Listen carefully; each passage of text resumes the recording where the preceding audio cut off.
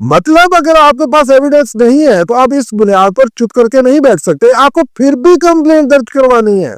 क्योंकि जो investigation agencies हैं, एफआईए, इसके पास ऐसे टूल्स एंड ऐसी पावर्स हैं जो आम आदमी के पास नहीं है। तो सबसे पहले telecom and ISP data preservation की हम बात करते हैं। जो पेका सेक्शन 32 है, इसके मुताबिक जो टेलीकॉम कंपनीज है और आईएसपीज को कम से कम अपने यूजर्स का 1 साल का डाटा प्रिजर्व करना होता है। मतलब call records, SMS logs, IP addresses, ये अगर आपके पास नहीं है तो ये कंपनीज के सर्वर्स पर स्टोर्ड है। मतलब अगर आप नहीं सेव कर पाए या आपको इल्म नहीं था, आप इतनी टेक्नोलॉजी को नहीं समझते, तो एफआईए कोर्ट ऑर्डर पर ये रिट्रीव करवा लेगी। Social media and tech companies जो है, इनके साथ एफआईए का डायरेक्ट कॉन्टेक्ट होता है। फेसबुक, व्हाट्सएप, इंस्टाग्राम, गूगल और दीगर जितनी भी कंपनीज है, ये लॉ इन्फोर्समेंट रिक्वेस्ट को एंटरटेन करती है। इवन अगर आपके एंड से या दूसरे एंड से चैट डिलीट कर दी गई है, तो व्हाट्सएप सर्वर मेटा डेटा से ये कंफर्म कर सकता है कि क्या मैसेज भेजा गया था,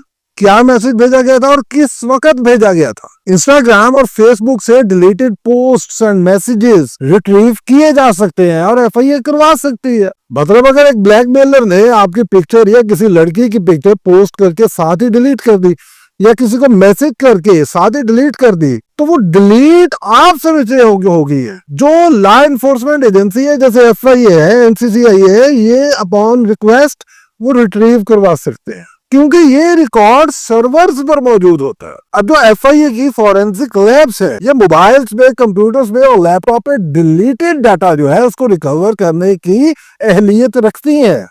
मतलब अगर एक शख्स ने फोन ही रीसेट कर दिया, फिर भी फॉरेंसिक टूल से वो डाटा वापस रिट्रीव किया जा सकता है। मतलब आपसे ही क्या डिलीट हो जाती है या आप फोन को रीसेट कर देते हैं, फिर भी चांसेस है कि वो डाटा मिल जाएगा। फिर इसमें एक बहुत अहम चीज आती है, witness based and circumstantial evidence. मतलब आपके पास कोई डायरेक्ट एविडेंस नहीं बचा, इनडायरेक्ट एविडेंस चल सकता है।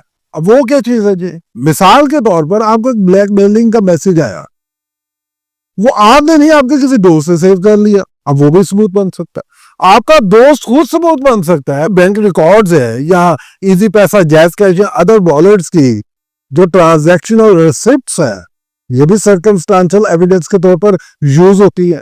अब अक्सर लोग ये कहते हैं कि जी साडे को सबूत कोई नहीं, तो सानू रिपोर्ट करने का की फायदा। और भाई इवन पार्शियल एविडेंस, जुज़वी सबूत जो होता है, वो भी केस को स्ट्रॉन्ग बना देता है। मेरे पास मिसालें हैं जो केस सक्सेस हुए। मतलब ये चीज अगर आपको समझ नहीं आई तो मैं आपको समझा देता हूँ। सिर्फ टाइम, डेट एंड सस्पेक्ट का यूजर नेम लिख देना, चाहे वो फेक ही था, सफिशिएंट।